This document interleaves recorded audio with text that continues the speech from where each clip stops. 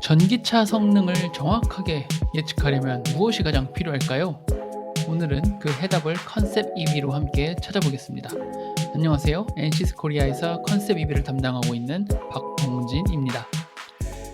크게 세 가지 챕터로 분리를 했습니다. 각각 10분씩 준비를 해봤고요. 첫 번째는 컨셉 EV에 대해서 간략히 소개를 드릴 거고, 두 번째는 이 컨셉 EV를 통해서 전기차를 해석하기 위해 어떠한 준비 과정이 필요한지를 소개해 드리겠습니다. 그리고 마지막으로 어떠한 세팅을 통해서 어떠한 해석이 가능하고 또 어떤 결과를 볼 수 있는지를 소개해 드리도록 하겠습니다. 먼저 컨셉 EV 소개에 대한 영상입니다. 먼저 이 전기차 시장에 대해서 좀 조사를 해봤습니다. EV 시장은 캐즘에 진입했다라는 소리를 좀 많이 들어보셨을 겁니다. 이 캐즘은 일시적으로 수요가 정체되는 현상을 의미합니다. 시장이 성숙해지는 과정에서 나타나는 자연스러운 성장 전환기이고요. 이 판매 증가 속도가 둔화된 것이지 성장이 멈췄다고 보기는 어렵습니다. 또 이러한 그래프를 두고 이 일부에서는 갈 길을 잃었다, 전기차는 성장이 멈췄다라는 식으로 해석을 하기도 하고 마치 시장이 후퇴하는 것처럼 왜곡하는 기사들도 있습니다. 하지만 이는 초기 수용자에서 이 다수 수용자로 넘어가는 자연스러운 현상입니다. 초기 수용자는 이 기술적 불편함 이런 것들을 감수를 하지만 다수 수용자는 더 높은 기준과 기대를 갖고 접근하며 회사들도 이러한 기대를 맞춰야 한다는 것을 알고 있기 때문에 이러한 것들을 충족시키는 것이 지금의 과제가 되었을 뿐입니다.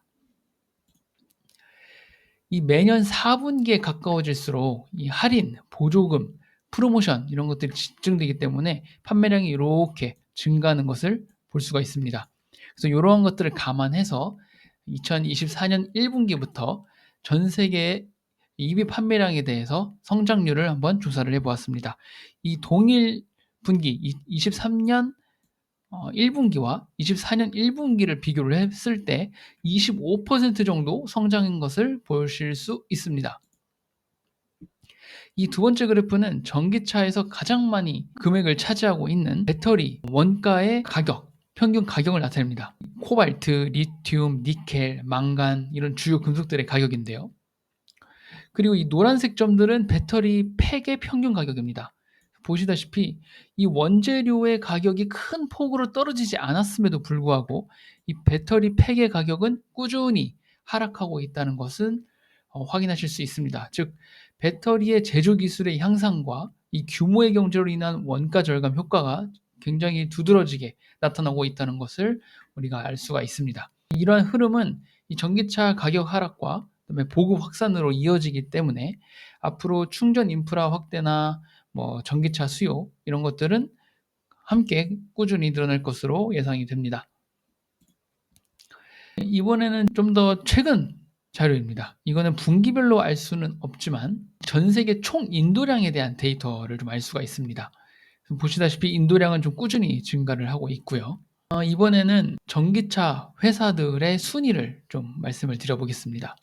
기준은 24년 1월부터 3월 그리고 25년 1월부터 3월을 비교를 했습니다.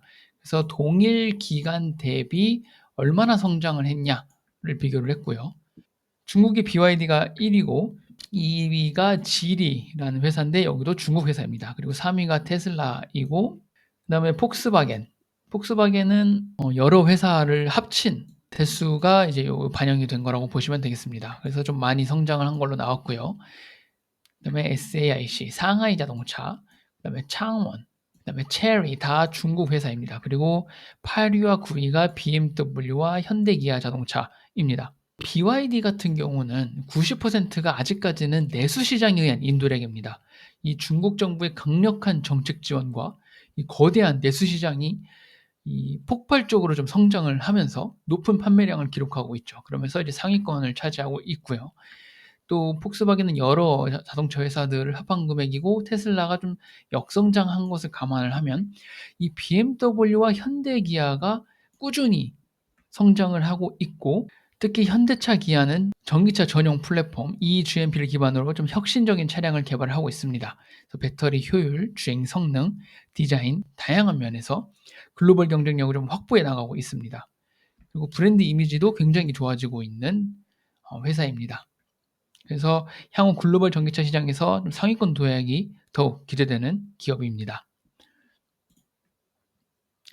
이 표는 제가 챗GPT에게 23년도 이후에 출시한 자동차 중 1.8톤에서 2.2톤 사이의 전기 중형 세단을 랜덤으로 무작위로 선정을 해서 이 모터 출력, 배터리 용량, 무게, 그다음에 레인지, 일충전 주행거리죠. EPA 기준 일충전 주행거리를 정리해 달라고 요청한 표입니다. 보시면 어떤 거는 모터 용량이 150인 것도 있고 막 400 가까이 되는 거, 또 테슬라 같은 경우는 지금 700kW가 넘는 용량도 있고요. 또 배터리 같은 경우는 어떤 거는 뭐 80kW 밖에 안 되지만 어떤 건 막 100kW가 되기도 합니다. 그리고 일충전 주행거리도 거의 700km 가까이 되는 게 있는가 하면 500km도 못 가는 전기 차량도 있습니다.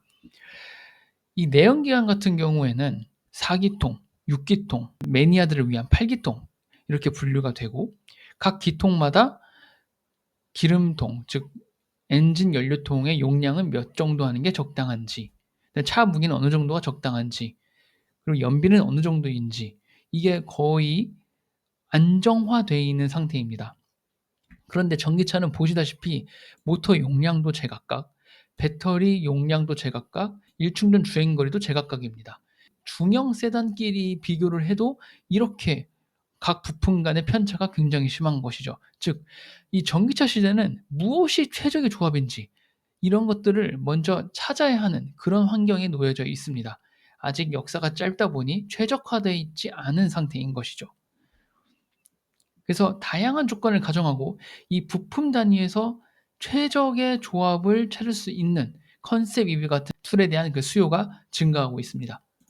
그래서 나온 게 컨셉 EV입니다.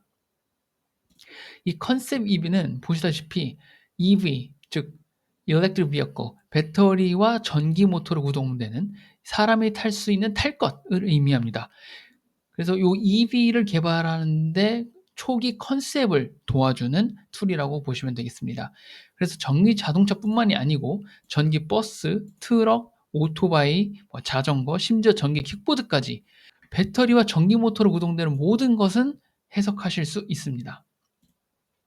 근데 이런 것들을 해석할 때 이 부품 단위로 서로 사양을 정하려면 이렇게 굉장히 팀 간에 많은 문서가 서로 오고 가야 됩니다. 이렇게 되면 안 그래도 개발 기간이 굉장히 빠르게 단축되고 있는데 이러한 것들 때문에 개발 기간이 더 증가할 수 있는 악영향이 있기 때문에 이 컨셉 EV는 모두가 하나의 툴에 동시적으로 접근할 수 있도록 개발되었습니다. 그래서 클라우드 기반으로 동작을 합니다. 이 모터나 인버터나 감속기 그리고 배터리가 각각 최적화되어 있다고 해서 이것들이 구성된 이 시스템이 최적화된 시스템이라고 보기는 어렵습니다. 최적화된 시스템을 이루기 위해서는 각각의 부품이 어떠한 사양으로 초기에 개발되도록 컨셉을 잡아야 되는지가 굉장히 중요하다고 볼 수 있습니다. 이 동시다발적으로 하나의 툴에 접속을 해야 되기 때문에 기본적으로 클라우드 기반 해석 프로그램입니다. 그래서 설계 프로세스 초기에 데이터 기반 의사를 결정할 수가 있습니다. 이 기존에는 모터 해석이다 하면 전기를 모터에 넣었을 때 토크가 어떻게 나오고 토크에 대한 진동이 어떻게 나오고 손실은 어떻게 나오는지를 계산해서 이 모터의 효율은 어떻다 정도를 기준으로 해석을 해왔습니다. 그러나 이제는 이 회전 속도가 점점 빨라지는 추세가 되면서 회전에 대한 스트레스 강성도 고려를 해야 되고요. 또 사이즈가 점점 작아지면서 더 많은 열이 발생을 하게 돼서 열 해석도 중요해지게 되고 이 바이브레이션과 노이즈에 대한 해석도 추가가 되었습니다. 또 조금 더 면밀히 검토를 하기 위해서 이 철선, 동선, 마그넷선뿐만이 아니고 이 기계손, 베어링손, 풍선 같은 것들도 고려를 하면서 해석을 하고 있습니다. 여기서 더 나아가서 이 감속기에 대한 효율, 또 공기역학적인 부분, 또 타이어 사이즈나 마찰에 의해서 변동되는 전비라고 하죠. 그러한 것들을 모두 고려해서 전기차를 해석하는 점점 시스템 해석으로 확장하고 있는 트렌드가 변하고 있습니다. 그래서 예를 든 화면인데요. 우리가 이렇게 운전 패턴을 입력을 하고 이 간단하게 자동차에 대한 정보를 입력을 하면 우리가 모터의 운전 가능 구간은 이만큼인데 주 운전자가 어디서 이렇게 운전을 하는지 그런 것들을 이제 확인을 해 보실 수가 있습니다. 그래서 내가 이 윗부분에서 고효율 모터를 해석해야겠다. 또는 주 운전 구간인 이 부분이 최대 효율이 나오도록 설계를 해야겠다. 이런 감을 찾으실 수가 있습니다. 막상 이 전체 운전 구간은 이렇게 되지만 주 사용 범위는 요 정도라는 거. 그리고 이때의 최대 손실은 어느 정도인지를 각 모터 타입마다 구별을 할 수가 있습니다. 이 컨셉 EB의 구성은 이렇게 되어 있습니다. 이 시스템 레벨의 요구사항을 입력을 합니다. 이 공기역학적인 요소, 질량, 그다음에 바퀴에 대한 사양을 입력을 합니다. 그리고 부품에 대한 입력을 하죠. 하지만 굉장히 간편하게 되어 있습니다. 이런 것들이 복잡하면 초기에 컨셉을 잡는데 너무 많은 시간을 소비하기 때문에 최대한 간단한 게 전기차가 주행하는데 최소 영향만 줄 수 있는 가장 큰 영향만 줄 수 있는 그러한 요소들만 포함하여서 입력을 합니다. 그러면 파워트레인 성능, 그 다음에 뭐 일충전 주행거리, 효율 이러한 것들을 확인하실 수가 있습니다. 이것은 뒤에서 좀 더 자세히 말씀드리도록 하겠습니다. 네, 감사합니다.